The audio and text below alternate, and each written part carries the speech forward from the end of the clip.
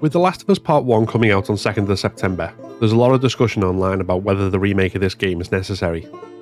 I understand the basic point. Greater graphical fidelity isn't on its own enough of a reason for me to spend money on a new version of a game I already own. As it's a remake rather than a reimagining, the story will be the same not just in broad strokes but also in the details.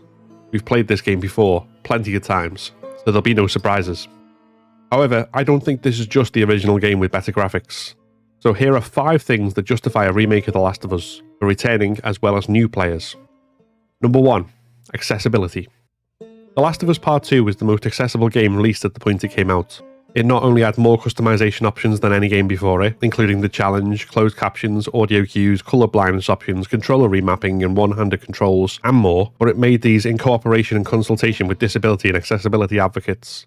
This wasn't just groundbreaking, but it set the standard that should be the norm. The original game, unfortunately, had almost none of that in its options. As such, plenty of people who would have been able to play Part 2, who might have been locked out of many games previously, will not have experienced Part 1. Now they can, with the new accessibility options this game will include. That alone makes the game worthwhile. Number 2. PC gamers. This game will also be the first Last of Us game to get a PC port. Whilst we don't have a date for that yet, this is yet another change that means more people will get to play the game. Speaking personally, if I enjoy something, I want others to experience it too so I can talk to them about it and we can enjoy it together. I mean, I've got a whole YouTube channel dedicated to doing just that. In addition, as accessible as the game will be on console, there are gamers who cannot grasp a controller because of their motor disabilities, but play PC with specialist hardware. Whilst there are charities who adapt hardware for consoles, it's easier to get this stuff for a PC without having to jump through a load of hoops to make it compatible, so this only feeds into the benefits of accessibility. Number 3. Upgraded gameplay. I've touched upon this in a previous video, but it bears repeating. The combat in The Last of Us is serviceable but showing its age. This is put in stark relief by the gameplay of Part 2. The remake will have improved, modernised combat and character AI. This means the human enemies will be more difficult to outsmart. It means NPC allies will be less of an absolute liability, even on higher difficulties where they're more passive. It means that in places like the hotel basement and the sewers we will have to deal with stalkers which play like they did in Part 2.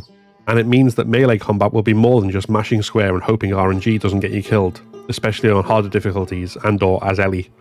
Oh, that sweet, sweet dodge button. How I love it. Number 4. Speedrunning and permadeath. Alongside a game which plays better, we're getting one with an unlockable speedrun mode. I would be very surprised if we don't also get an unlockable permadeath mode, either from day one or as an update. Not only will this be a whole added bit of challenge for the game to anyone into that sort of thing, it also means that there will be speedrunners and challenge runners working very hard to find the best strats to master these modes as quickly and efficiently as possible. That will be really fun to watch as viewers on Twitch or YouTube, as well as to try and learn from and practice ourselves. There'll be so much great community content around this that I just can't wait to see. Number 5. Graphics. As I said, alone, better graphics aren't a reason to remake a game or buy that remake. But combined with everything else, this is the icing on the cake. Graphics don't just mean better fidelity cutscenes either. These will be rendered in-game rather than pre-rendered, making them feel much more connected to the gameplay, and also that if there are unlockable costumes like the original, we can see those in cutscenes. Not to mention that being able to better see all of the nuances and ticks of an actor's performance in the rendered character almost certainly means the scenes will carry even more weight. The emotions the story of The Last of Us conveys are already strong, but this will take them to another level. Let me know what you think. Is there anything I've missed that's another reason to buy the remake? What are you most looking forward to? Is there anything you have reservations or concerns about? Let's discuss it in the comments. If you enjoyed this video, then give it a like and consider subscribing to keep up to date with all my content. Like the video that just popped up, which YouTube thinks you should watch next. Check out the link in the description to my Patreon to support the channel directly and get perks like shoutouts and early access to videos. Thanks for watching, and see you next time.